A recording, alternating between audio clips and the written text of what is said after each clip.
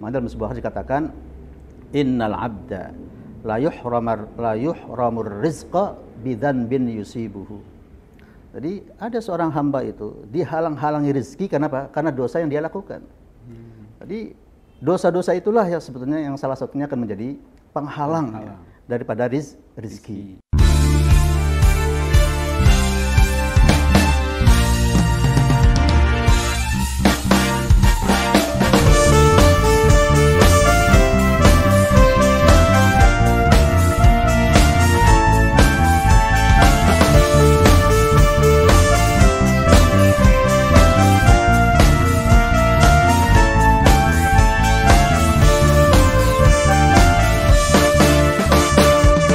Bismillahirrahmanirrahim. Assalamualaikum warahmatullahi wabarakatuh. Waalaikumsalam warahmatullahi wabarakatuh. Alhamdulillah wassalatu wassalamu ala rasulillah wa ala alihi washabihi wa man wala. Pemirsa Al-Hikmah TV dimanapun Anda berada, kita masuk ke acara baru dalam program Al-Hikmah TV, yaitu Podcast Al-Hikmah. Dan dalam Podcast Al-Hikmah ini kita akan berbincang-bincang banyak dengan beberapa ustadz-ustadz Al-Hikmah dan mungkin tokoh-tokoh yang lain yang ada di Indonesia. Dan kita akan menggali banyak hal, termasuk salah satunya adalah pintu-pintu hikmah dari Al-Quran dan hadis. Baik, pemirsa di rumah dan dimanapun Anda berada, langsung saja kita bertemu dengan seorang kiai kita, dengan Bapak Kiai kita, yaitu Bapak Kiai Haji Muslih Marzuki Mahdor LCMA. Beliau adalah Ketua Yayasan Al-Hikmah Cirebon dan sebagai pengasuh Pondok Pesantren Al-Hikmah Putra dan Al-Hikmah Putri. Langsung saja kita sapa beliau. Assalamualaikum Ustaz. Waalaikumsalam warahmatullahi wabarakatuh. Alhamdulillah. Gimana kabarnya Ustaz? Alhamdulillah, damang, sehat, waras, bergas, Bapak. Alhamdulillah. Luar biasa. Baik Ustaz.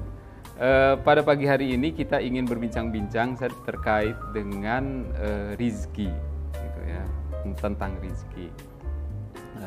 Kita mungkin seluruh manusia atau termasuk saya sendiri, saya pengen sebenarnya banyak rizki dan lain sebagainya. Gitu. Nah, kita pengen tahu lebih jauh tentang rizki itu. Yang pertama ingin saya tanyakan kepada Ustadz itu adalah apa sih sebenarnya Ustadz konsep rizki di dalam Islam itu? Baik, terima kasih Pak Oman. Assalamualaikum warahmatullahi wabarakatuh. Waalaikumsalam warahmatullahi wabarakatuh. Jadi kalau kita membaca di dalam literatur ya, baik di dalam tafsir Al-Quran maupun di dalam kitab-kitab yang dikarang oleh para ulama, bahwa terkait dengan terminologi rizki itu adalah mereka banyak yang berbeda mendefinisikannya. Yang pertama, ada yang mendefinisikan bahwa yang namanya rezeki itu adalah al-'atha, adalah seluruh pemberian Allah Subhanahu wa taala, itu namanya rezeki. Makanya kalau kita baca di dalam tafsir Jalalain saja, ketika menafsirkan wa mimma razaqnahum yunfiqun, itu tafsirannya wa mimma a'tainahum. Berarti ar-rizqu bimana al-'atha, bimana pemberian. Jadi semua bentuk pemberian itu adalah namanya rizki. Sehingga yang namanya rizki itu bukan hanya berbentuk materi ya. Jadi kesehatan, mendapatkan anak yang solih, istri yang solihah, pasangan yang solih, teman-teman yang solih, itu juga bagian dari rizki Allah Subhanahu wa taala. Itu yang pertama. Yang kedua, ada yang mendefinisikan rizki itu adalah ma yuntafa'u bihi, adalah sesuatu yang bermanfaat. Jadi kalau sekalipun orang itu uangnya melimpah, tapi kalau tidak bermanfaat baik untuk dunia dan akhiratnya, maka itu bukan rezeki. Maka hanya sekedar pemberian aja gitu ya. Tapi belum dikatakan rezeki dari Allah Subhanahu wa taala. Itu yang kedua. Bahkan yang ketiga seperti yang disampaikan oleh Imam Ibnu Taimiyah, bahwa yang namanya rezeki itu adalah terbatas kepada pemberian Allah yang halal. Jadi yang tidak halal itu bukan rezeki namanya. Jadi secara garis besarnya itulah kira-kira terkait dengan makna rezeki dalam pandangan atau konsep Islam ya. Jadi bisa dimana pemberian secara umum, yang kedua adalah sesuatu yang bermanfaat, dan yang ketiga adalah sesuatu yang halal ya, dari pemberian yang Allah berikan kepada kita. Jadi 3 hal itu saja yang akan menjadikan sesuatu itu bisa dianggap rezeki. Pemberian dari Allah, bermanfaat, dan halal. Tadi Ustadz sedikit menyampaikan bahwa anak soleh juga itu adalah rezeki. Ya. Kaitannya dengan pesantren kita ini berarti kita ini banyak rezekinya saja. Karena banyak banget gitu anak-anak di kita yang sedang menghafal Al-Quran, dan mudah-mudahan mereka semua itu adalah anak-anak yang solih dan solihah semuanya. Dan insya Allah itu merupakan rezeki bagi orang tuanya, juga rezeki bagi kita. Kita mendapatkan karunia seorang anak, kan salah satu doanya apa? Waruzikta birruhu. Dan kamu telah diberi rezeki dengan kebaikan, dengan kebaktian anak yang baru dilahirkan itu. Mudah-mudahan. Ya, baik Ustaz. Kemudian sebenarnya siapa saja yang diberi rezeki oleh Allah Subhanahu wa taala itu? Ya. Jadi kalau kita baca di dalam surat Hud ya ayat 6 maupun di dalam surat Al-Ankabut, bahwa semua makhluk yang merayap, yang bergerak di muka bumi ini, itu semuanya mendapatkan rezeki dari Allah Subhanahu wa taala. Sebagaimana Allah Subhanahu wa taala berfirman, "Wa ma min dabbatin fil ardi illa 'alallahi rizquha." Bahwa tidak ada yang merayap di muka bumi ini, siapapun yang ada di muka bumi ini, semua yang bergerak di muka bumi ini, illa 'alallahi rizquha, kecuali sudah menjadi tanggungan Allah rezekinya. Jadi rezeki itu bukan hanya untuk manusia, tapi semua yang hidup, yang bergerak di muka bumi ini, itu akan mendapatkan rezeki dari Allah Subhanahu wa taala. Itu yang pertama. Yang kedua, di dalam surat Al-Ankabut, wa ka'ayyim min dabbatin la tahmilu rizqaha Allahu yarzuquha.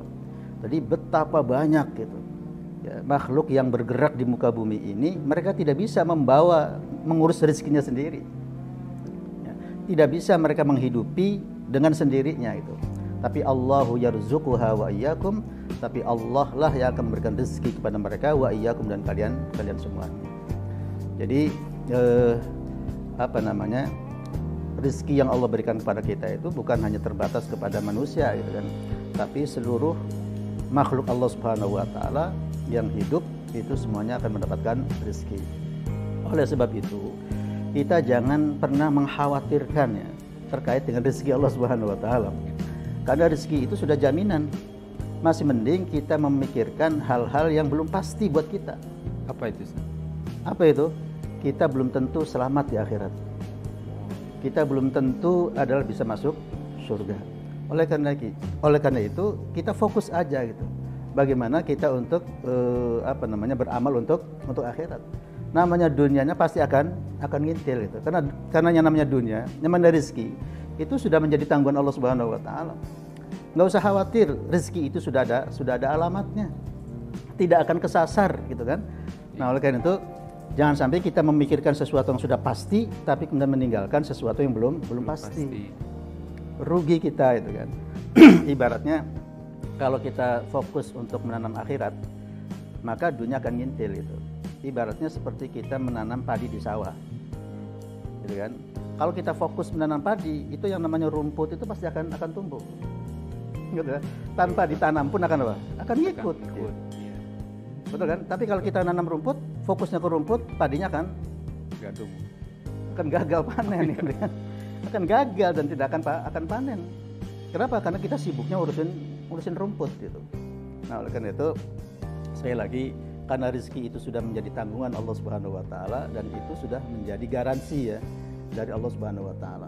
Makanya dalam sebuah hadis dikatakan, inna nafsan lan tamuta hatta tastawfiya rizqaha. Ulangi, inna nafsan lan tamuta hatta tastawfiya rizqaha. Ya, jadi kata Rasulullah SAW bahwa seseorang tidak akan mati. Tidak akan mati. Sampai kapan? Sampai dia menghabiskan rezekinya dengan sempurna. Jadi rezeki itu sudah ada banyak, sudah ada jatahnya. Makanya dalam ayat yang lain dikatakan, apa itu? Wa qasamna bainahum ma'isyatahum fil hayatid dunya. Kata Allah Subhanahu wa taala, wa qasamna bainahum, dan kami terus sudah kapling-kapling. Sudah kami bagi-bagi, sudah kami jatah di antara mereka itu. Apa yang Allah bagi? Ma'isyatahum, kehidupan mereka. Apa yang menjadi bekal hidup buat mereka sudah ada jatahnya. Oleh karena itu kita jangan khawatir, jangan pusing untuk memberikan rezeki. Karena selama Allah masih memberikan kesempatan kita hidup, pasti ada rezekinya. Pasti ada rezekinya. Baik, pemirsa jangan khawatir, rezeki sudah dijamin sama Allah. Tapi Ustaz, selaku manusia nih, kita kadang-kadang khawatir juga, Ustaz. Ini gimana nih untuk kebutuhan ini, kebutuhan itu, gitu kan? Apakah itu wajar, ataukah memang ada sesuatu yang salah nih dalam diri kita? Dikatakan wajar, wajar. Kalau keimanan kita belum sampai ke situ. Oh gitu. Tapi buat orang yang keimanannya sudah puncak, maka masalah rezeki itu bukan sesuatu yang dikhawatirkan. Karena tadi dengan yakin dengan janji Allah Subhanahu wa taala. Karena rezeki kita itu sebenarnya sudah diatur oleh Allah Subhanahu wa taala. Ya, makanya dalam Al-Qur'an dikatakan wa fis samaa'i rizqukum wa ma tu'adun. Dan di langitlah rezeki kalian diatur. Wa ma tu'adun, dan apa yang dijanjikan kepada kalian. Jadi semua yang dijanjikan oleh Allah kepada kita semua itu semuanya diatur. Kan? Tapi kan kita punya kewajiban ya. Kita punya kewajiban untuk apa nih? Untuk memburu, mencari, menghunting daripada karunia Allah Subhanahu wa taala. Karena sunnatullah itu kan. Tapi setelah kita berusaha, setelah kita berupaya maksimal, sudah kita selebihnya serahkan sama Allah Subhanahu wa taala yang punya otoritas untuk mengkapling-kapling, membagi-bagi rezeki. Makanya kata Allah Subhanahu wa taala, "Wa may yatawakkal 'alallahi fa huwa hasbuh." Itu kan? Ulangi, "Wa may yatawakkal 'alallahi fa huwa hasbuh." Maka barang siapa yang bertawakal kepada Allah, bukan tawakal. Kalau tawakal itu adalah berserah diri tanpa ada usaha. Iya. Tapi kalau tawakal itu berusaha maksimal. Setelah itu kita serahkan sama Allah Subhanahu wa taala. Hasilnya kita serahkan sama Allah. Hasilnya kita serahkan sama Allah Subhanahu wa taala. Karena kewajiban kita itu hanya berusaha. Tapi urusan hasil itu urusannya Allah Subhanahu wa taala. Nah, ketika kita sudah berserah diri, setelah kita berupaya maksimal, sudah kita serahkan sama yang punya hak prerogatif, yaitu Allah Subhanahu wa taala. Makanya dalam sebuah hadis dikatakan, kata Rasulullah sallallahu alaihi wasallam, "Lau annakum tatawakkaluna 'alallahi haqqa tawakkulihi la razaqakum kama yurzaqut tayru taghdu himasan wa taruhu bitana." Ini penting nih buat kita ya. Jadi jangan sampai kemudian kita hanya mengandalkan kemampuan kita dan kemudian kita lepas dari Allah Subhanahu wa taala. Kata Rasulullah, "Lau annakum," seandainya kamu sekalian, tatawakkaluna 'ala Allah, berserah diri kepada Allah, bertawakal kepada Allah setelah kita berupaya maksimal, haqqa tawakkulihi, dengan sebenar-benarnya tawakal itu. Jadi setelah berusaha, sudah kita serahkan penuh kepada Allah. Kita banyak berdoa kepada Allah Subhanahu wa taala. Tawakalnya jangan nanggung-nanggung gitu. Jangan tanggung-tanggung, haqqa tawakkulihi, dengan betul-betul pasrah, tawakal. Itu kan?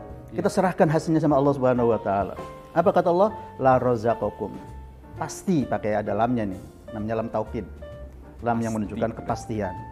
La razaqakum, pasti Allah akan memberikan rezeki kepada kamu.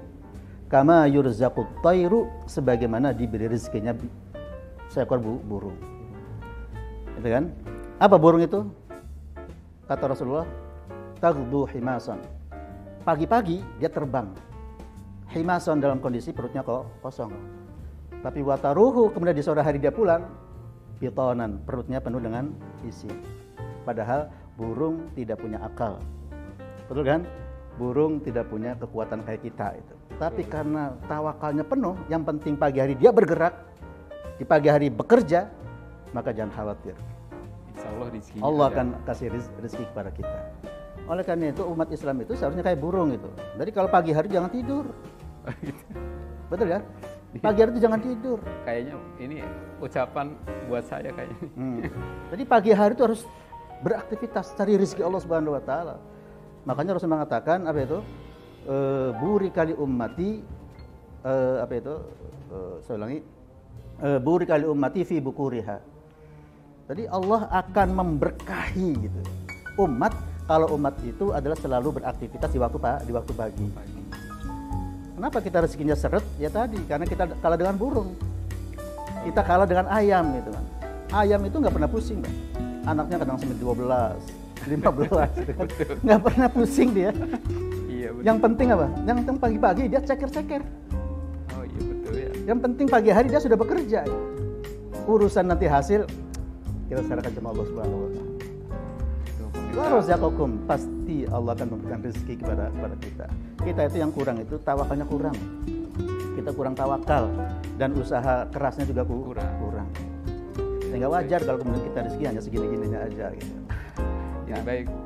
Jadi itu pemirsa, harus usahanya kuat dan juga tawakalnya juga harus kuat. Insya Allah rezeki melimpah. Nah itu Ustaz. Satu lagi Ustaz, terkait dengan tadi yang jaminan rezeki ini. Kadang kita di dunia ini kan suka mendengar ada wilayah tertentu kelaparan.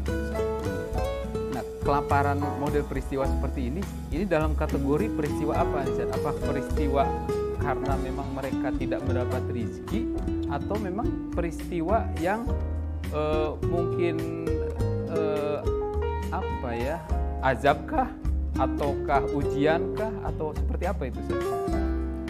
Jadi ketika orang itu mati ya karena kelaparan, itu kalau kita kembalikan kepada hadis tadi, bahwa ketika rezekinya sudah habis, dia pasti mati.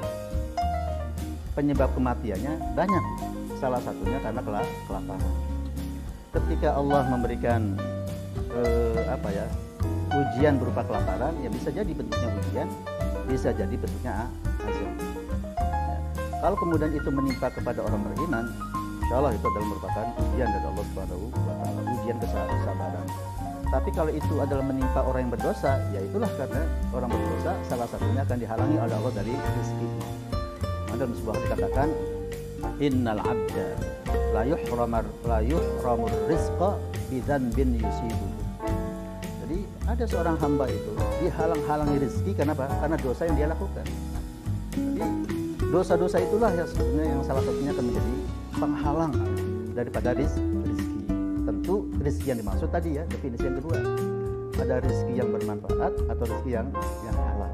Tapi kalau hanya sekedar pemberian, ya bisa jadi orang kafir pun akan lebih banyak untuk mendapatkan rezeki. Tapi kan bisa jadi ketika orang yang berdosa, orang yang banyak bermaksiat, kemudian rezekinya melimpah, pemberiannya Allah melimpah, itu kan bisa jadi karena istidraj. Gitu kan? Karena dijar oleh Allah Subhanahu wa taala itu, karena dosa-dosa yang sangat banyak. Nah, ya nanti ketika di akhirat tinggal diketok aja oleh Allah Subhanahu wa taala itu kan. Kenapa? Karena dosa-dosa menumpuk. Tapi buat kita orang yang beriman, maka tentu ya ketika kita ingin mengharapkan rezeki yang halal, rezeki yang bermanfaat, maka kuncinya kita hindari dosa. Karena dosa itulah yang akan menghalangi rezeki halal, rezeki yang bermanfaat. Jadi kembali Pak Maman, jadi yang namanya kematian kan satu ya, pintunya satu mati itu. Tapi asbabuhu mutanawwi'ah. Banyak. Tapi sebabnya adalah banyak. Salah satunya kelaparan. Kenapa kelaparan? Ya bisa jadi karena ya diantaranya karena bisa jadi karena dosa-dosa yang dilakukan, baik yang dilakukan oleh penguasa maupun dilakukan oleh yang bersangkutan. Betul kan? Karena tidak semua orang yang kelaparan juga mati kan. Berarti bisa jadi penyebab kelaparan itu juga mungkin ada hal-hal yang diperbuat sebelumnya, mungkin penebangan hutannya atau apanya gitu kan, yang bisa mengakibatkan wabah kelaparan itu. Ya baik Ustaz, kita beralih ke agak sedikit geser nih topiknya nih.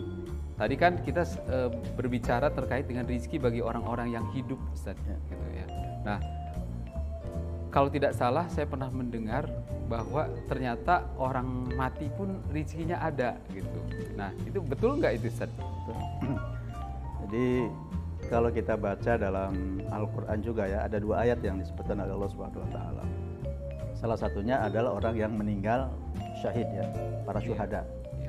Itu kan para syuhada kan menurut kasat mata itu kan mereka meninggal gitu. Tapi pada hakikatnya mereka itu adalah hidup. dan diberi rizki oleh Allah Subhanahu wa taala. Tentu rizki di akhirat akan berbeda dengan rizki di dunia itu kan. Nah, rizkinya seperti apa ya kita nggak tahu.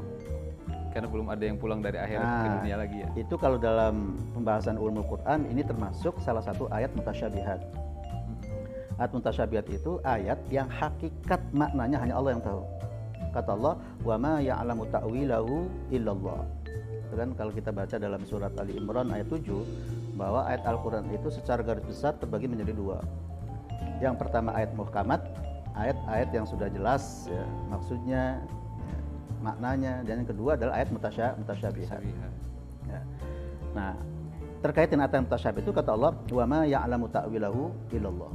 Dan tidak ada yang mengetahui hakikat makna ayat mutasyabihat kecuali Allah Subhanahu wa taala. Nah, salah satu yang termasuk ayat mutasyabihat itu ayat-ayat yang terkait dengan akhirat.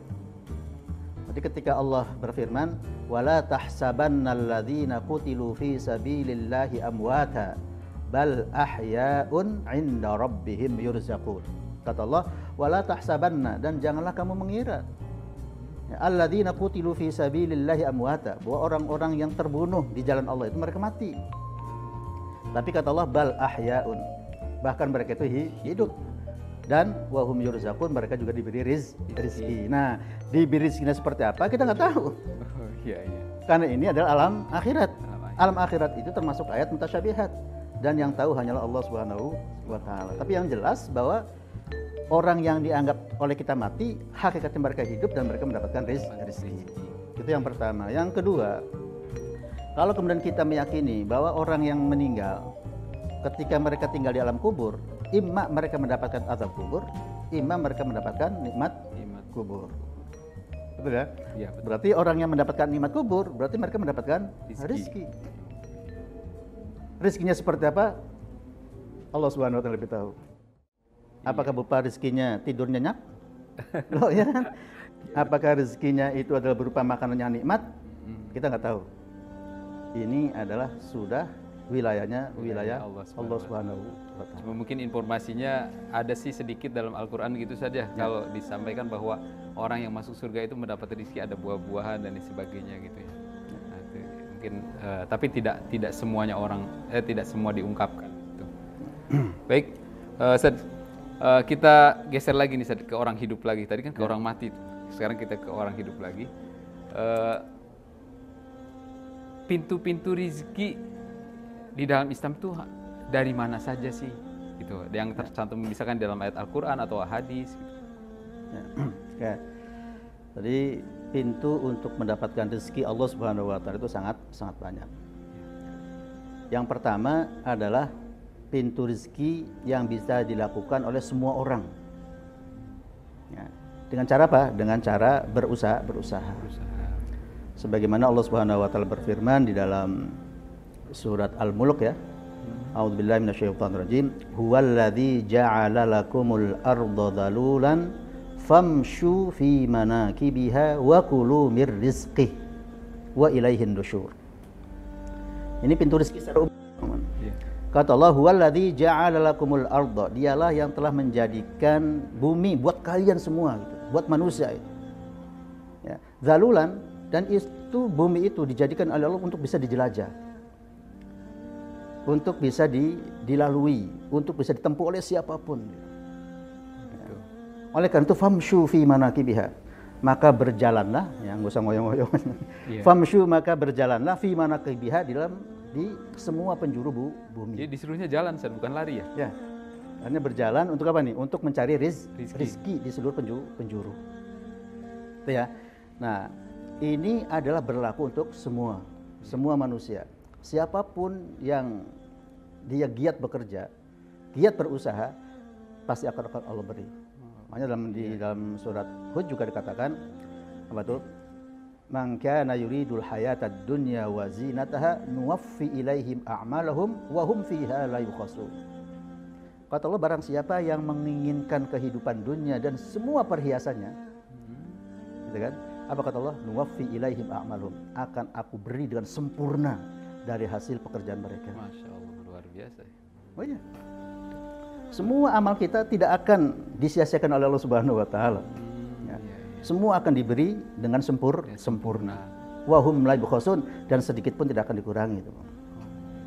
Nah, oleh karena itu tugas kita ya tadi, kita harus pagi-pagi untuk terus bekerja untuk mengais mencari rezeki Allah Subhanahu wa taala. Nah, saya menggarisbawahi dari ayat ini. Iya.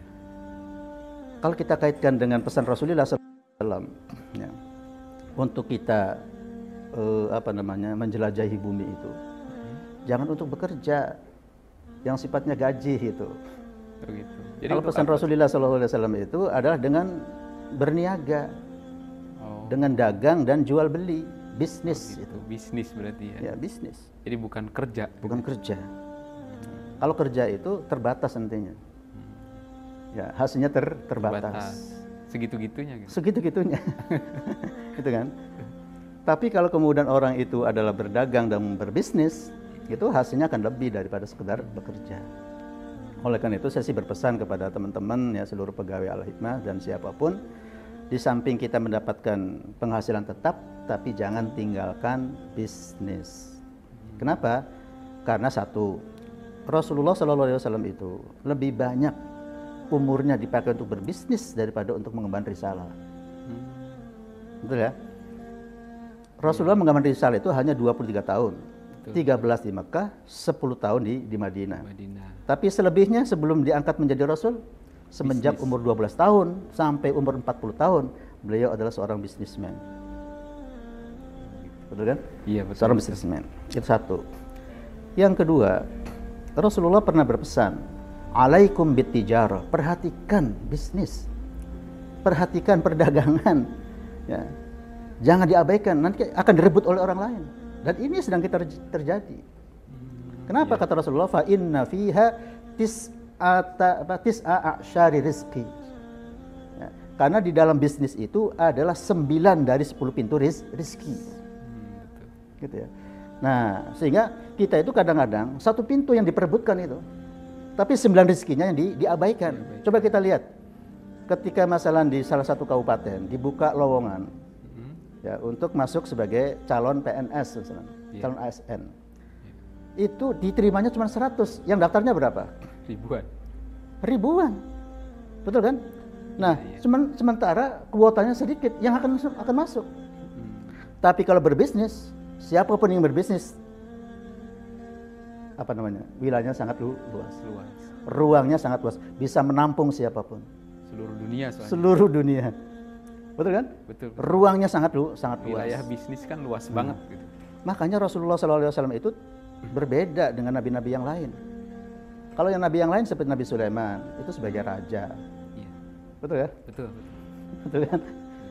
Kemudian Nabi Dawud ya, bapaknya beliau sebagai seorang produsen ya, salah satunya tukang besi gitu kan. Betul, memproduksi sesuatu. Dan itu tidak bisa ditiru oleh umatnya. Tidak bisa ditiru oleh semua umatnya. Tapi Nabi Muhammad SAW itu profesinya sebagai pembisnis. Dan itu akan bisa ditiru oleh siapapun. Yang S3 bisa bisnis, yang S2 bisa bisnis, hatta yang tidak sekolah pun bisa bisnis nggak? Bisa bisnis. Dan bisa meniru beliau. Iya, betul. Nah, dan bisnis itu, kata sebagian ulama, itu merupakan amal yang paling utama terkait masalah duniawi ini. Jadi sebaik-baiknya amal duniawi itu at-tijarah. Itu adalah berbisnis. Itu yang banyak ditinggalkan oleh kaum muslimin. Senangnya itu kerja gitu kan. Tapi tidak suka berbisnis. Gitu ya. Sedikit lagi. Nah, oleh karena itu Rasulullah SAW pernah bersabda gini, at-tajirus saduqul aminu ma'an nabiyyina was-siddiqina wasyuhada. Tadi pedagang, pembisnis yang jujur dan amanah. Nah ini. Itu luar biasa loh balasannya. Kata Rasulullah, ma'an nabiyyin. Itu akan dibersamakan dengan para nabi. Was-siddiqin, dan orang-orang yang siddiq, orang-orang yang jujur. Wasyuhada, dan para syuhada. Luar biasa kedudukannya itu. Karena dengan uang itu dia akan bisa melakukan segala-galanya. Sekalipun kata orang, uang itu tidak segala-galanya, betul. Tapi segala-galanya itu tidak bisa kita lakukan kecuali dengan uang. Iya. Benar nggak? Kalau uang di tangan, kita punya semangat untuk berbuat kebaikan, insya Allah bisa kan gitu. Betul. Ya. Itu kan? Kita nggak bisa berinfak kalau nggak punya uang. Betul. Kita tidak bisa haji dan umroh kalau tidak punya uang. Betul ya? Oh, iya. Kita tidak bisa membangun pesantren kalau tidak ada uang. Tidak ada uang. Betul. Coba kalau kemudian kita uang digunakan dengan baik untuk kebaikan dan seterusnya, saya yakin itu. Iya. Bahkan dalam hadis yang lain bahwa at-tajir saduq ma'i fil jannah. Jadi pedagang yang jujur itu akan bersama kami di Di surga. surga. Wah, Sama-sama dengan Rasulullah SAW. luar Oleh karena biasa. itu jangan tinggalkan bisnis, ya. Jangan Iya. tinggalkan bisnis sekecil apapun. Makanya Imam Hasan Al-Banna juga berpesan itu. Sekalipun kita sudah punya penghasilan, tetap tapi jangan tinggalkan bisnis. Oke. Karena disitulah salah satu pintu terbesar kita untuk mendapatkan rezeki dari Allah Subhanahu Wa Taala. Saya ulangi hadisnya. Alaikum bit-tijarah. Iya. Peganglah tijarah. Perhatikan at-tijarah. Perhatikan bisnis. Perdagangan. Perhatikan bisnis. perdagangan dan jasa. Oh, iya. Dan sekarang itu kan real ya, orang yang kaya raya itu kan apa? Karena bisnis. Ya. Bukan karena menjadi pejabat itu. Iya. Betul ya? Betul kan. Dan pejabat yang kaya itu karena diimbangi dengan bisnis juga. Orang terkaya di dunia itu pebisnis ternyata. Betul. Iya. Kenapa kemudian Nabi kita pedagang, Rasulullah wanti-wanti untuk apa? Untuk memperhatikan bisnis, tapi kitanya kemudian nggak mau bisnis itu. Ya akhirnya diambil oleh orang lain. Karena kata Rasulullah di dalam tijarah itu, dalam bisnis itu ada tis'a a'syari rizki. Ada 9/10 dari pintu rizki. 9. Jadi jangan berebut jadi pekerja itu. Tadi Al-Hikmah ini nerima cuma 7 orang, yang daftarnya bisa jadi lebih dari 7 itu kan. Dan nggak bisa ketampung. Tapi kalau kita ingin bisnis, insya Allah wilayahnya sangat luas, ruangnya sangat lebar. Baik Ustaz, pemirsa ini baru satu pintu loh yang kita ketuk nih. Ya. Belum lagi pintu-pintu yang lain. Kayaknya kita bisa berjilid-jilid nih membahas rezeki ini. Gitu. Baru satu pintu kan Ustaz ya? Ya. Tadi yaitu Itu yang secara umum. secara umum ya, bahwa rezeki itu salah satu pintunya adalah yang diusahakan oleh kita. Salah satu ikhtiarnya itu adalah bisnis sesuai dengan sunnah Rasulullah gitu ya. Sallallahu alaihi wasallam. Baik Ustaz. Makin penasaran Ustaz, pintu berikutnya Ustaz, Ya. yang kedua. Nah, pintu berikutnya itu adalah khusus. Hanya diberikan kepada orang-orang tertentu. Jadi kalau pintu pertama itu Allah buka luas pada siapapun. Iya. Mau orang muslim, mau orang mukmin, mau orang kafir, orang munafik, kalau dia bekerja keras, Oh gitu. dia akan Allah beri itu. Jadi pantesan yang non muslim juga banyak yang berhasil Oh bisnisnya iya, gitu ya. kan tadi sayatnya yang surat Hud tadi. Oh, jadi Maka dari dul semua hayatad dunya wa zinata nuwaffi ilaihim a'malhum wa hum fiha la yukhsun. Mereka akan kasih itu sesuai dengan amalnya, sesuai dengan usahanya. Dan tidak akan dikurangi sedikit pun. Itulah keadilan Allah ya. Keadilan Allah Subhanahu wa taala. Itu kan? Iya. Nah itu.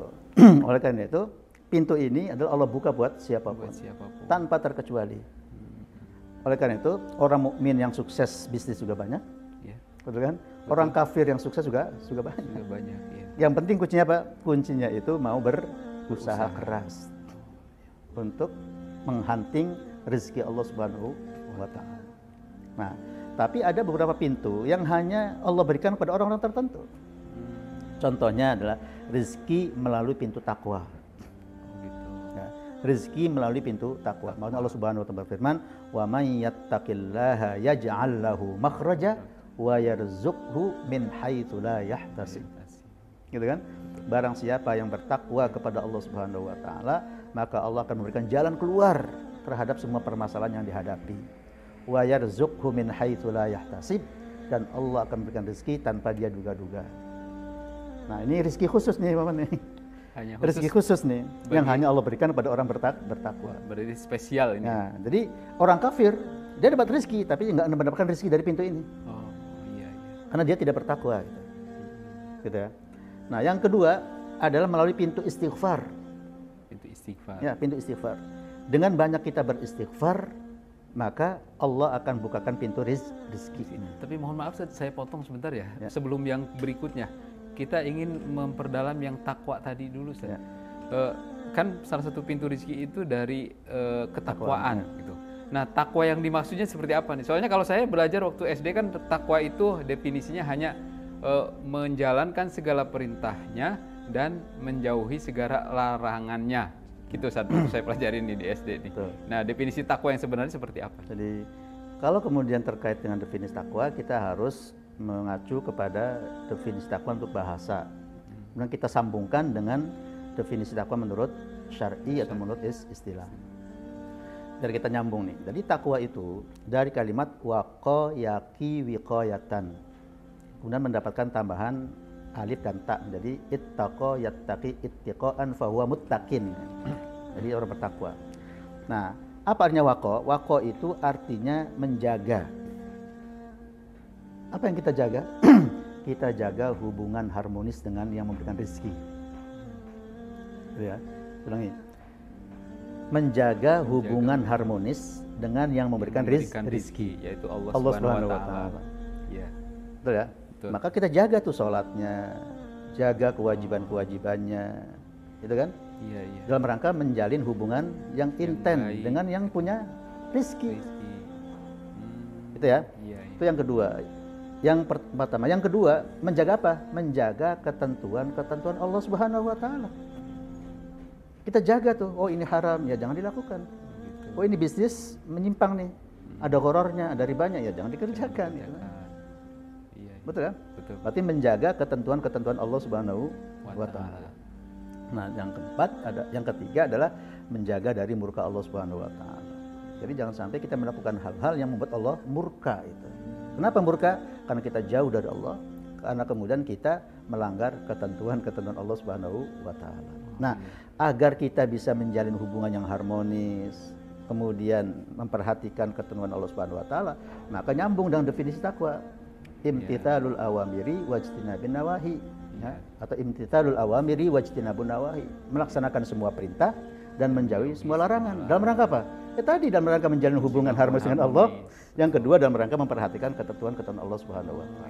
Maka kalau masalah menjadi pedagang, kalau dia pedagang yang takwa, jujur, saya yakin tidak akan mati, justru dia akan banyak pelanggannya. Terus, akan banyak pelanggannya itu kan.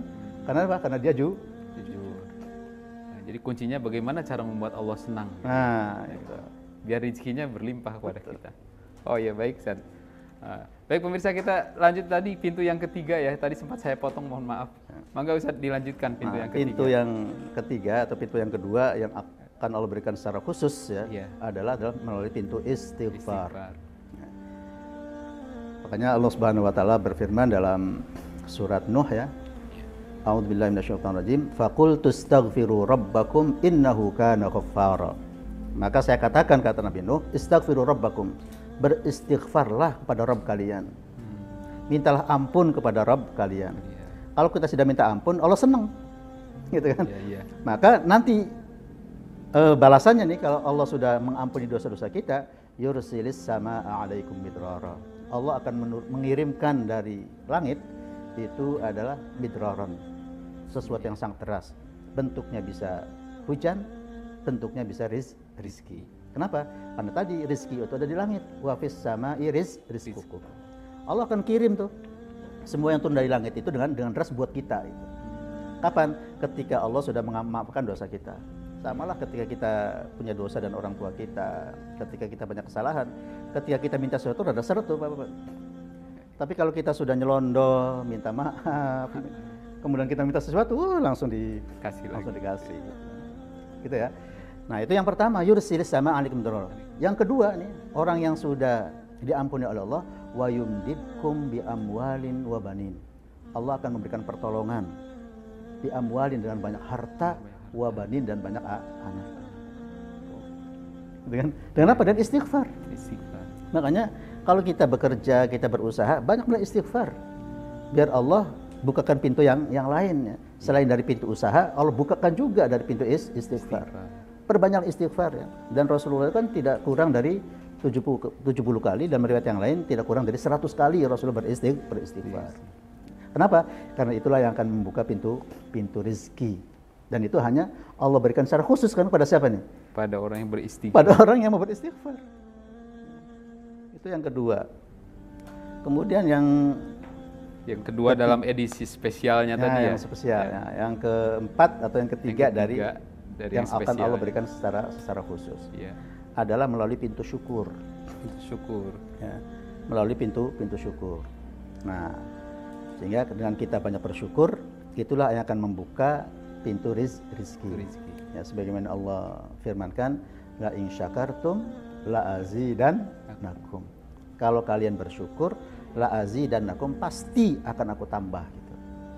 Nah, cuma orang itu kadang-kadang salah kaprah dalam memahami syukur.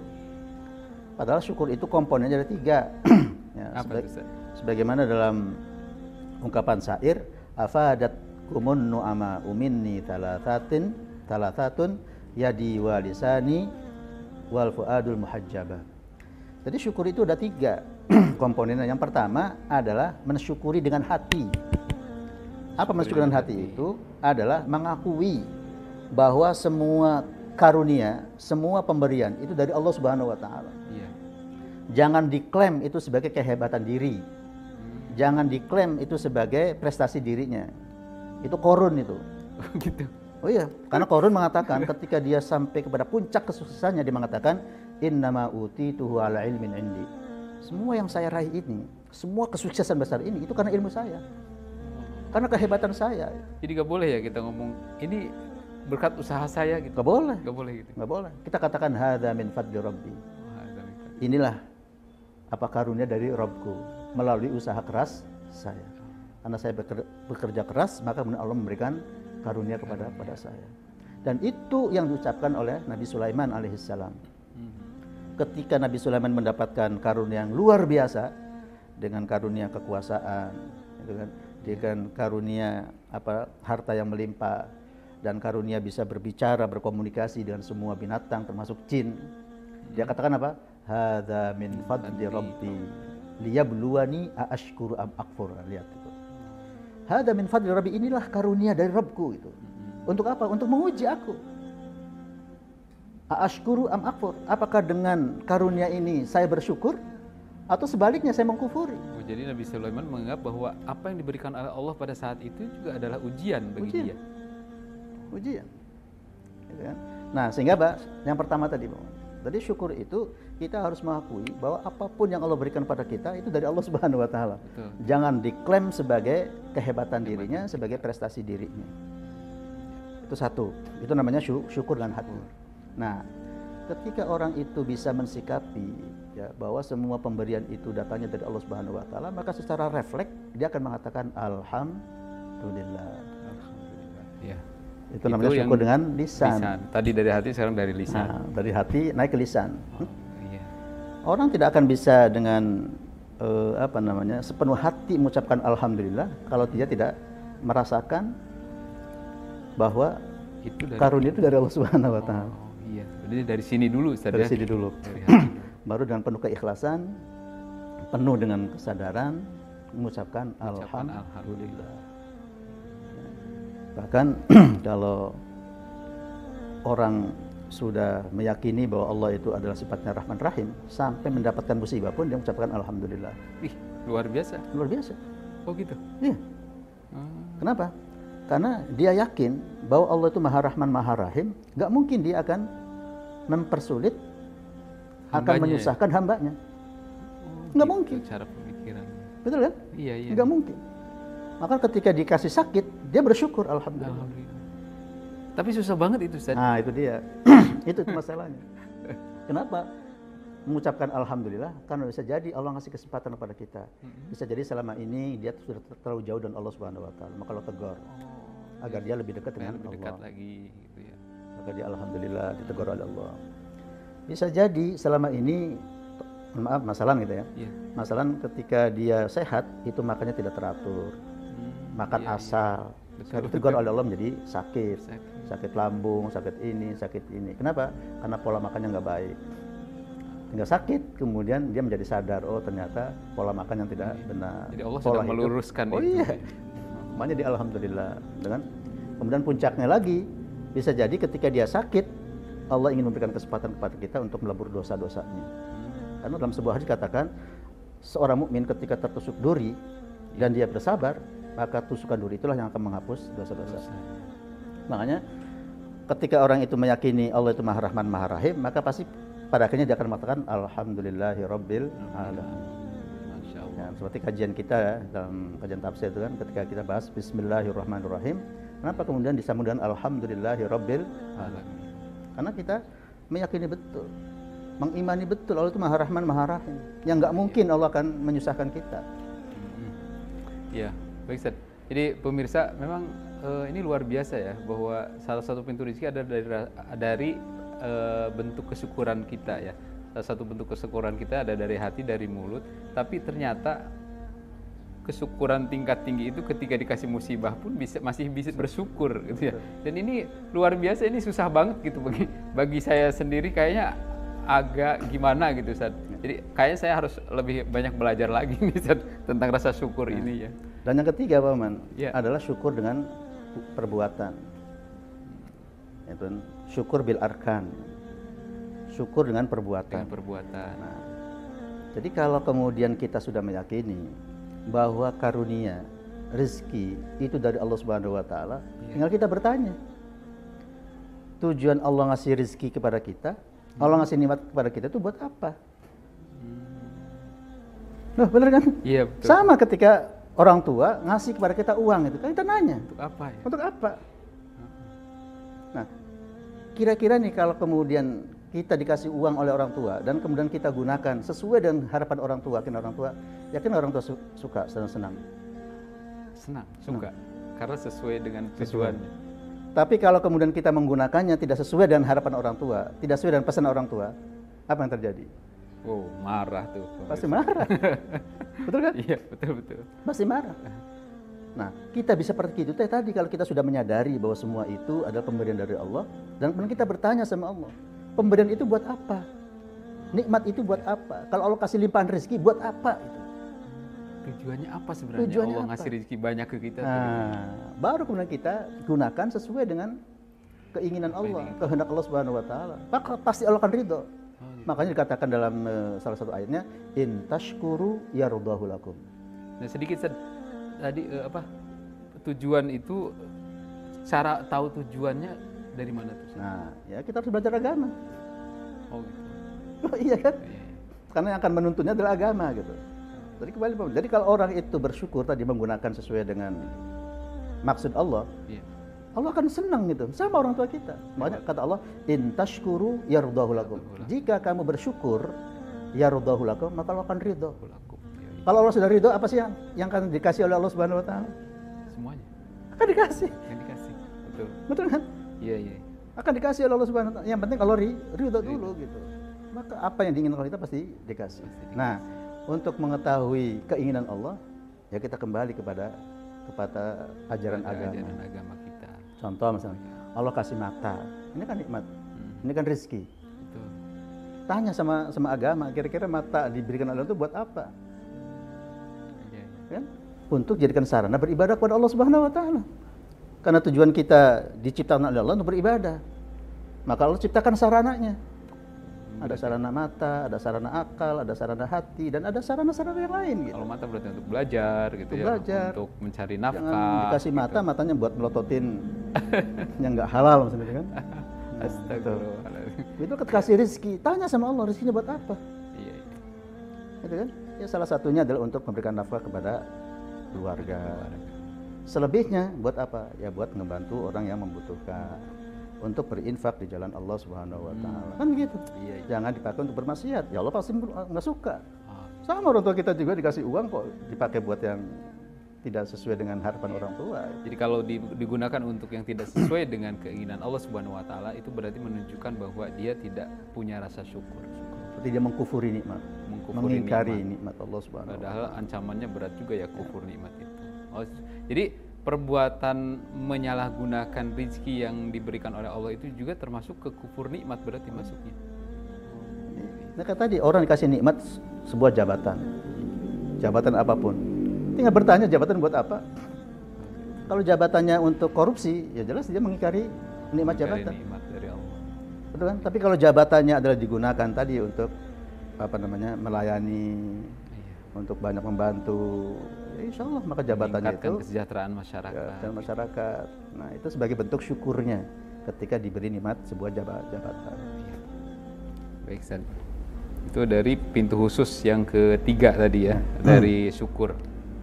Masih ada Ustaz, pintu? Masih ada. Masih ada lagi? Masih ada. Oh gitu. Baik, pemirsa, sebenarnya pintu-pintu rezeki ternyata banyak banget gitu ya. Dan kalau kita gali satu persatu, insya Allah mungkin akan panjang ceritanya ini. Maka dari itu, mungkin untuk pertemuan kita yang perdana kali ini, kita mungkin cukupkan dulu sampai di sini dulu ya. Tetapi ada beberapa pertanyaan dari pemirsa yang insya Allah akan saya bacakan dan mudah-mudahan bisa langsung dijawab oleh Pak Kiai kita. Baik pemirsa, saya akan bacakan beberapa pertanyaan yang sudah disampaikan oleh para pemirsa lewat WA kami. Yang pertama nih, Ustadz, ada pertanyaan dari Pak Sarip. Bertanya, Ustadz, apa saja amalan-amalan yang bisa mendatangkan rizki dan apa yang bisa menghambat rizki itu datang? Ini nomor satu Ustadz pertanyaannya. Maka silakan dibaca langsung. Jadi kalau amalan yang akan mendatangkan rezeki, salah satunya yang disebutkan tadi adalah amalan takwa. Oh.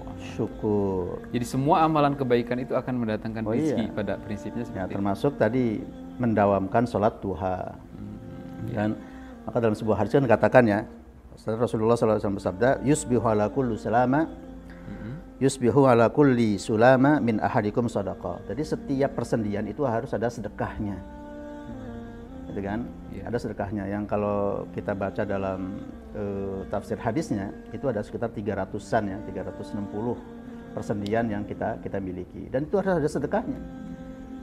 Lewat sholat duha tadi. Nah, sebentar dulu. Tadi makanya kata Rasulullah, fakullu tasbihatin sedekah. Setiap tasbih itu adalah sedekah. Oh, tasbih juga sedekah. Ya, jadi ketika kita bertasbih itu mensedekahi dari tadi tuh. Dari nikmat Allah yang berupa persendian kita. Gitu ya. Karena sendi itu memang luar biasa nikmatnya saja. Kalau nggak bisa gimana coba? Kita rasakan kan? Wa kullu tahmidatin sedekah. Setiap membaca alhamdulillah itu sedekah. Wa kullu tahlilatin membaca la ilaha illallah juga sedekah dan seterusnya ya. Sampai kemudian Rasul mengatakan wa yujzi'u min dzalika rak'atani yarka'uhuma minad duha. Dan semua itu dari amalan-amalan dari mulai tasbih, baca alhamdulillah, baca tahlil, baca Allahu akbar, amar ma'ruf nahi mungkar itu termasuk sedekah itu kan. Itu sudah tercover, terkemot dengan 2 rakaat salat duha. Oh gitu. Nah, jadi salat duha itu akan memperlancar, mempermudah datangnya rizki. Tadi bukan sholat duhanya, karena sholat duha itu adalah mengcover nilai sedekah, dan ketika kita bersedekah itu akan dibalas oleh Allah Subhanahu Wa Taala dengan yang lebih. Kan itu urut-urutannya itu kan? Iya. Benar ya? Tapi boleh nggak kalau misalnya kita sholat duha supaya rezeki kita banyak gitu? Ya. Kalau berharapnya sama Allah Subhanahu Wa Taala ya nggak apa-apa. Boleh aja berarti. Nggak boleh, gitu kan? Kan yang namanya kita beribadah itu kan ada 3 ya, niat ikhlasnya. Yang pertama kita beribadah nggak mengharapkan apa-apa kecuali ingin mendapatkan wajah Allah dan ingin mendapatkan ridho Allah Subhanahu Wa Taala. Itu adalah niat yang paling puncak. Yang paling bagus gitu ya. Kemudian yang kedua beribadah ingin mendapatkan surga dan dijauhkan dari neraka. Boleh ya boleh. Karena Al-Quran juga banyak mengatakan wa basyiril ladzina amanu, memberikan kabar gembira itu kan pada orang beriman dan beramal saleh untuk mendapatkan surga. Gitu ya. Dan yang ketiga ya tadi beramal untuk mendapatkan materi duniawi. Dan seperti kita membaca istighfar ya. Ingin mendapatkan tadi wa yumditkum bi amwalin wa banin. Yang jadi masalah. Untuk punya anak, barangkali ingin punya anak. Kemudian kita sholat duha ingin rezekinya lancar, ya nggak apa-apa. Orang ini juga janji Rasulullah SAW, gitu ya. Baik. Nah itu Pak Maman. Jadi pokoknya semua amal-amal soleh itulah yang akan mempermudah datangnya rezeki. Ya, terutama ya amalan-amalan yang keutamanya dijelaskan oleh Rasulullah SAW. Salah satunya tentang sholat duha. Baik, Pak Sarip itu ya. Berarti tadi semua amalan soleh itu akan membuka pintu rezeki. Dan yang beberapa khusus diantaranya adalah sholat duha tadi Ustaz gitu ya. Dan satu lagi tuh pertanyaan Sarip tuh. Apa tuh Ustaz? Yang menghalangi rezeki. Oh iya, yang menghalangi rezeki, betul. Tadi yang menghalangi rezeki tadi salah satunya adalah dosa-dosa kita. Nah, makanya hadisnya kan tadi ya, innal abda la yuhramar rizqu bidzanbin yusibuhu. Jadi seseorang akan dihalangi rezekinya dengan dosa yang dia lakukan.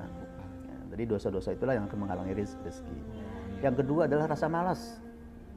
Rasa malas akan menghalangi rezeki. Akan menghalangi rezeki. Kenapa? Karena tadi ya Rasulullah mendorong kita agar kita beraktivitas semenjak pagi. Ya. Burika li ummati fi bukuriha. Jadi umat itu akan diberikan keberkahan oleh Allah karena apa? Karena dia beraktivitas di waktu pagi. Jadi kalau masih pagi tidur mulu itu kan, pada subuh tidur, ya wajar rezekinya seret itu kan. Kata orang tua itu, kalau kemudian habis subuh tidur, ya rezekinya patok ayam. Oh gitu ya. Betul ya? Dipatok ayam gitu. Itu ya. Jadi ada kemaksiatan dan rasa malas yang bisa menghalangi datangnya rezeki. Gitu. Baik, mudah-mudahan Pak Sarif puas dengan jawaban ini dan kita doakan bareng-bareng ya. Mudah-mudahan Pak Sarif rezekinya dilancarkan sama Allah Subhanahu wa taala. Tentu dengan membuka pintu-pintu rezeki tadi, memperbanyak amal soleh dan menjauhi hal-hal yang dilarang oleh Allah Subhanahu wa taala. Itu saja. Dan yang kedua, Ustaz, ada pertanyaan dari Ibu Ilah. Ibu Ilah bertanya, Afwan Kiai, izin bertanya, adakah doa pembuka pintu rizki syukron? Ya. Kalau kemudian kita mau diamalkan, maka ya setiap habis sholat, atau ketika kapanpun lah ya, kita baca ini. Baca ya Allah, ya Rahman, ya Rahim, ya Hannan, ya Mannan, ya Fattah, ya Razzaq, ya Ghaniyu, ya Mughni, ikfini bihalalikan haramik. Ya Allah, cukupkanlah aku. Ya. Ikfini, cukupkanlah aku dari sesuatu yang halal. Gitu kan? Betul. Kemudian wa aghnini bi fadlik amang siwak, dan cukupkan aku, kayakan aku, gitu kan? Iya. Kan beda kalau ikfini hanya sekedar cukup. Iya. Kalau aghnini itu adalah kaya gitu. Kaya. Dan berikanlah kekayaan kepadaku bi fadlika, dengan karunia darimu, an halalika, dari yang halal-halal saja. Gitu, Mas. Gitu. Insyaallah dengan kita mengamalkan doa yang dari Rasulullah SAW, mudah-mudahan kita akan dilancarkan rezekinya, dicukupkan ya kehidupannya, dan mudah-mudahan Allah memberikan kekayaan yang melimpah kepada kita, sehingga kekayaan yang kita dapatkan dengan cara yang halal, insyaallah. Amin, amin. Mudah-mudahan bermanfaat untuk semuanya, terutama Ibu Ilah tadi yang sudah bertanya. Terima kasih atas pertanyaannya. Bahkan kata Habib Naufal, katanya kalau ini terus dibaca dan kemudian tiba-tiba kita menjadi tidak kewadahan, itu jangan kaget. Wih, luar biasa. Jangan kaget. Mudah-mudahan Mak Ilah juga nanti tidak kewadahan nanti setelah mengamalkan doa ini ya. Tapi jangan hanya berdoa, tapi dengan usaha itu. Ya, insya Allah ya. Usaha keras dibarengi dengan doa, selebihnya tawakal kepada Allah Subhanahu wa taala. Ya. Baik, yang berikutnya ada pertanyaan ini dari Pak Faisal ya.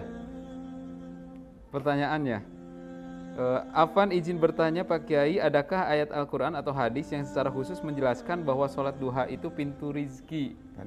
Tadi sudah bahas sedikit ya? Enggak, tapi kalau hadisnya ya. Kalau dalam Quran tidak ada, tapi kalau hadis ya.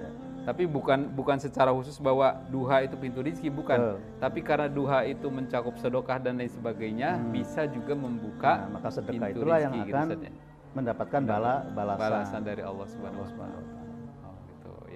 Itu Mas Faisal ya, jadi jangan khawatir, doanya sholat duhanya dilanjut terus ya, mudah-mudahan rezekinya semakin banyak. Yang berikutnya Ustaz, dari Bu Atik. Bu Atik bertanya, mohon maaf Pak Kiai, apakah ada hubungan antara dosa dengan rizki? Nah ini tadi sudah terbahas sedikit ya. Hubungannya mohon diperjelas aja barangkali. Baik. Jadi kalau definisi rizkinya itu rizki secara umum, tadi yang berupa pemberian, karunia, maka itu nggak ada kaitannya. Karena orang kafir yang banyak dosa pun dapat rizki. Tapi yang saya maksud adalah tadi definisi yang kedua dan ketiga, gitu ya, adalah rizki yang bermanfaat dan rizki yang halal. Kalau rizki yang bermanfaat dan rizki yang halal itu tidak bisa didapatkan dengan melalui dosa, dengan usaha yang dibarengi dengan dosa. Nah, jadi saya pahami dari hadis innal abda la yuhramar rizq bi dzambin yusibuhu, itu adalah rezeki yang apa nih? Dihalangi rezeki yang halal, dihalangi rezeki yang akan membawa manfaat. Iya. Baik, Bu Atik, itu kan sebetulnya yang kita harapkan, bukan hanya sekedar rezeki, tapi nggak bermanfaat. Tapi tidak bermanfaat itu kalau dikembalikan lagi ke yang dibahas Ustadz tadi di awal, berarti itu sebenarnya bukan rezeki ya. Kalau yang tidak bermanfaat itu gitu ya.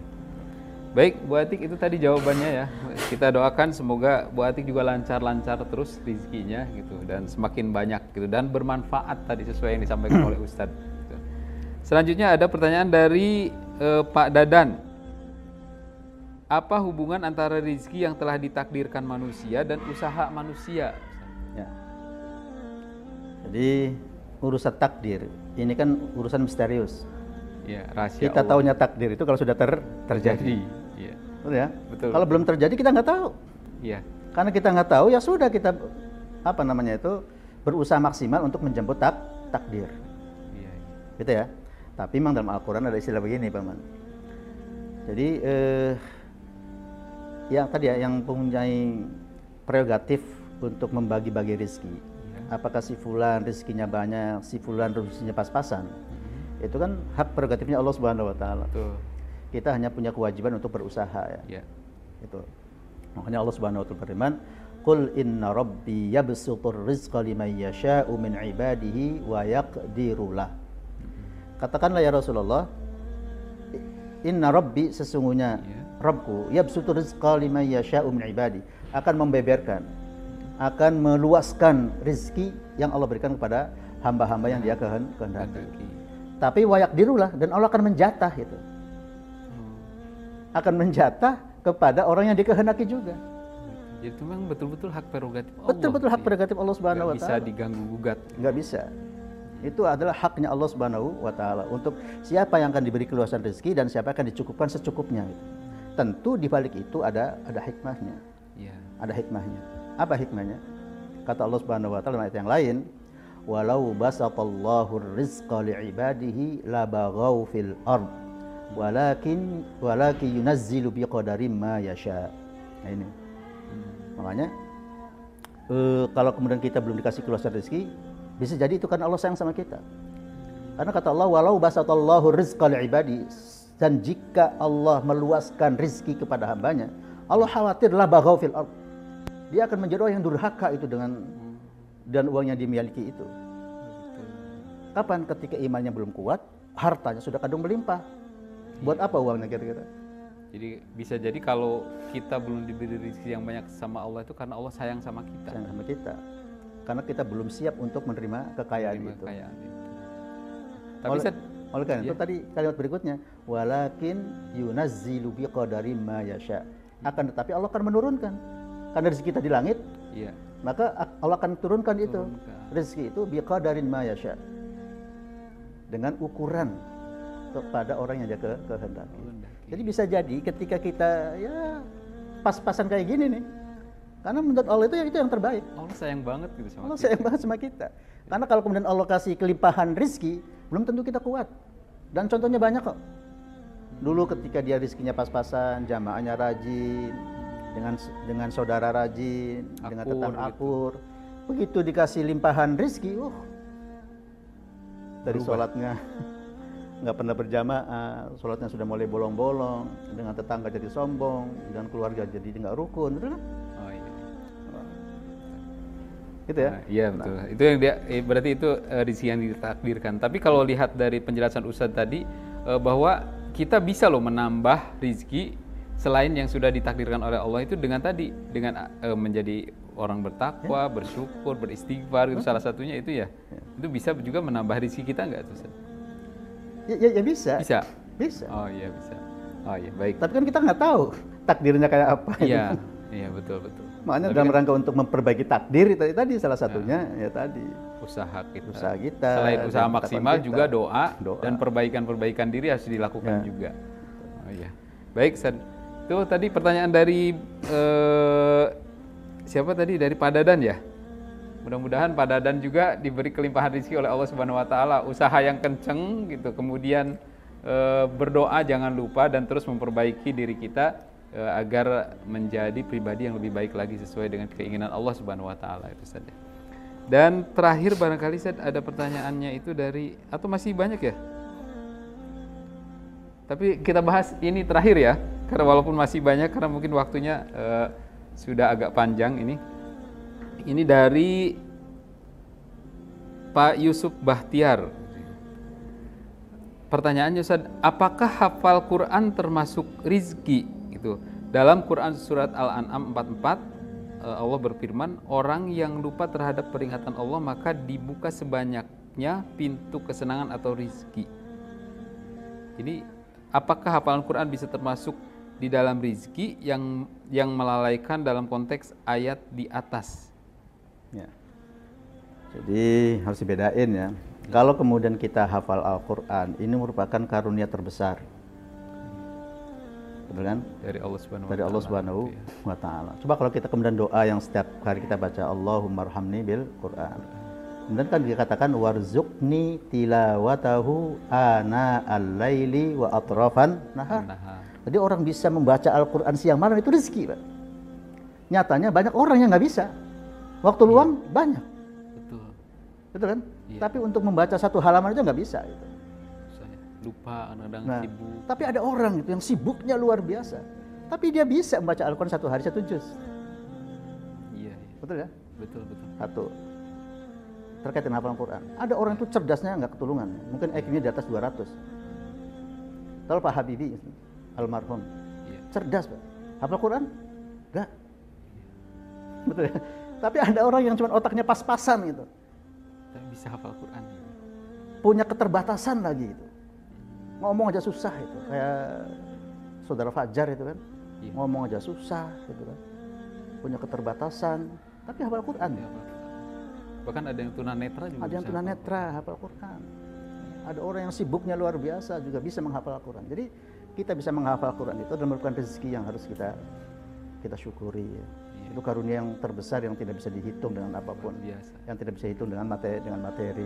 Dan Allah pilih orang-orang tertentu saja ya. Betul. Yang Makanya orang-orang yang Allah titipkan ayatnya di dalam orang itu, maka dianggap sebagai orang-orang keistimewaannya.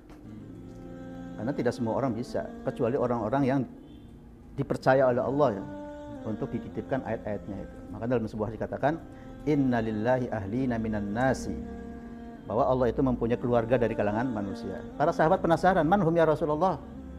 Ahlul Qur'ani hum ahlullahi wa khassatuh. Lihat itu Pak. Jadi orang yang ahli di bidang Al-Quran itu, ya dia bacanya oke, dia hafal Quran, pemahamannya iya, pengamalannya iya, gitu kan? Itu adalah merupakan ahlullah itu. Wa khassatuh, dan orang-orang keistimewaannya. Jadi sekali lagi ya, bahwa kita dititipkan oleh Allah berupa hafal Quran, itu adalah merupakan karunia rezeki yang tak terhingga nilainya di mata Allah Subhanahu wa Ta'ala, dan syukuri. Dan tidak ada kaitan dengan surah Al-An'am. Kalau kaitan surah Al-An'am itu orang dikasih nikmat banyak, tapi kemudian dia lalai gitu kan, terhadap nikmat itu. Betul. Dia lupa terhadap yang memberikan nikmat. Mungkin maksudnya kalau misalkan kita lupa dengan hafalan, itu termasuk kelalaian nggak? Nah, jadi ini hafal terhadap lupa itu adalah merupakan karunia. Ya. Oh, lupa tuh karunia. Karunia juga? Pak. Masya Allah. Kalau Pak Maman nggak diberi lupa oleh Allah, saya yakin nggak akan bisa tidur, Pak. Ingat segala macam gitu. Ingat segala macam. Iya, betul. Iya. Betul ya? Iya, betul. Jadi lupa itu nikmat dari Allah itu. Jangan dikira itu merupakan musibah. Oh, gitu ya. Bukan sembarangan berarti lupa. Ya, lupa. Termasuk lupa terhadap Al-Quran. Lupa terhadap Al-Quran juga bisa berupa karunia dari Allah Subhanahu wa Ta'ala. Yang penting jangan melupakan. Nah, itu dibedain. Oh, beda antara lupa dengan melupakan. Ya. Kalau melupakan sengaja berarti. Sengaja. Gitu ya. Makanya dalam sebuah hadis, ketika kita sudah rajin murojaah, rajin membaca, sekuat tenaga menjaga Al-Quran, tapi masih ada yang lupa, maka Rasulullah tidak boleh mengatakan nasitu, tapi katakanlah nusitu. Gitu ya. Itu hadis Muslim ya. Jadi saya ulangi, ketika kita sudah berupaya maksimal untuk menjaga Al-Quran, sudah di murojaahnya dan seterusnya, kita masih lupa, maka kita katakan apa? Nusitu. Nggak boleh mengatakan nasitu. Perbedaan artinya? Nah, kalau nasitu itu lupa. Bisa jadi dia apa? Dia melupakan begitu saja. Gitu. Iya. Tapi kalau nusitu, dia diberi lupa. Diberi lupa itu ada hikmahnya. Apa hikmahnya salah satunya? Salah satunya Allah ingin memberikan teguran. Berarti ketika kamu masih banyak yang lupa, oh berarti murojaahnya kurang ditambahin gitu. Lagi diingatkan sama Allah. Diingatkan sama Allah Subhanahu wa taala. Gitu kan? Yang kedua, diingetin, mungkin kamu mujahadahnya yang kurang. Lagi ditegur lagi ya. Allah ingin agar kamu lebih memperbanyak lagi pahala yang kamu baca. Jadi kalau bahasa Indonesianya, kalau misalkan kita sedang lupa terhadap satu ayat misalkan di dalam Al-Quran, kita nggak boleh ngomong saya lupa, nggak boleh gitu ya. Tapi saya sedang diberi lupa oleh Allah Subhanahu wa taala. Oh gitu, harus seperti itu ya. Memang hadisnya seperti itu. Tapi yang penting tadi sudah usaha maksimal. Ya, betul. Tapi kalau kemudian Al-Quran nggak pernah dimurojaah, nggak pernah ditengok, lupa ya wajar dia katakan itu, lupa. Dan itu dosa besar. Ya, makanya dalam sebuah hadis juga dikatakan dalam riwayat Tirmidzi ya, kata Rasulullah, pada suatu ketika uridat alayya dunubu ummati, pada suatu ketika saya diperlihatkan tentang dosa-dosa umatku, walam ara dzanban, dan saya tidak melihat dosa yang paling besar, a'dzama yang lebih besar, min suratin dari satu surat, au ayatin atau satu ayat, utihar rajul yang Allah karuniakan pada seorang laki-laki, tsumma nasiha, maka bacanya tsumma nasiha, kemudian dia melupakan begitu saja gitu. Kenapa? Karena bisa hafal satu surat itu karunia, Pak. Jadi ketika sudah hafal harus tetap dipertahankan ya, semaksimal mungkin. Ketika dia tidak dijaga berarti dia telah menyanyiakan karunia dari Allah Subhanahu wa taala. Gitu ya. Kan tadi ya? Iya. Sekalipun orang cerdas belum tentu dia bisa hafal satu surat. Iya. Kita sudah dikasih karunia hafal satu surat, kok malah dilupakan gitu, disia-siakan itu. Itu dosa besar itu. Iya. Baik, Ustaz. Ini luar biasa nih dari pembicaraan kita tentang rizki. Juga ternyata salah satu rizki terbesar itu adalah hafalan Al-Quran gitu saja.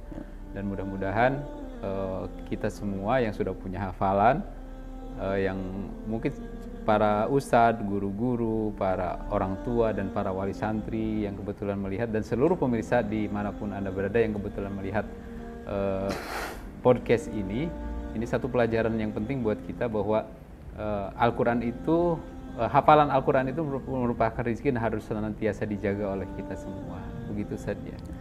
Baik, teman-teman semua, sahabat Al-Hikmah TV dimanapun Anda berada, kita sudah sampai di penghujung acara, dan sebelum acara ini kita tutup, kita minta closing statement dulu barangkali dari Ustadz terkait dengan rizki ini, Ustadz. Mangga, Ustadz. Jadi kita harus meyakini ya bahwa rezeki itu sudah dijatah oleh Allah Subhanahu wa taala. Yang punya hak prerogatif untuk membagi-bagi rezeki adalah Allah Subhanahu wa taala. Oleh karena itu kita jangan khawatir, jangan terlalu fokus untuk memberikan masalah rezeki. Tapi kita fokus kepada usaha untuk mendapatkan rezeki. Melalui apa? Tadi melalui kerja keras, ya, melalui peningkatan ketakwaan kita kepada Allah Subhanahu wa taala, melalui pintu syukur, dan melalui pintu tawakal, dan melalui pintu-pintu yang lain yang akan kita jelaskan pada pertemuan yang akan datang insyaallah. Sehingga dan kita memahami konsep rezeki seperti itu, dan kemudian kita berupaya sekuat tenaga untuk mendapatkannya. Mudah-mudahan Allah melapangkan jalannya untuk mendapatkan rezeki yang melimpah, dan kemudian memberikan rezeki yang halal dan rezeki yang bermanfaat buat kehidupan kita baik dunia dan akhirat insyaallah. Iya, baik.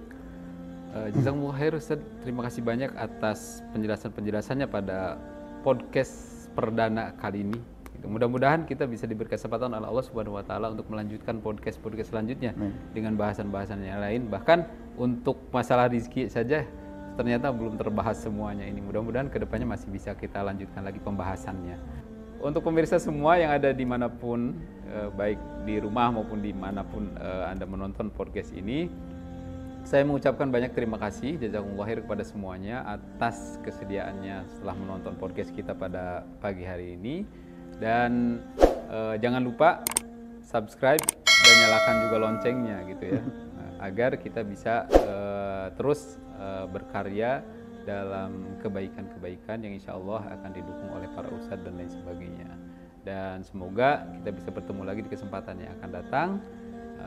Jangan lupa Semangat terus mencari rizki dan insya Allah Allah akan memberikan rizki yang terbaik untuk kita semua. Assalamualaikum warahmatullahi wabarakatuh. Waalaikumsalam warahmatullahi wabarakatuh. Pesantren Tauhid Quran terpadu al hikmah.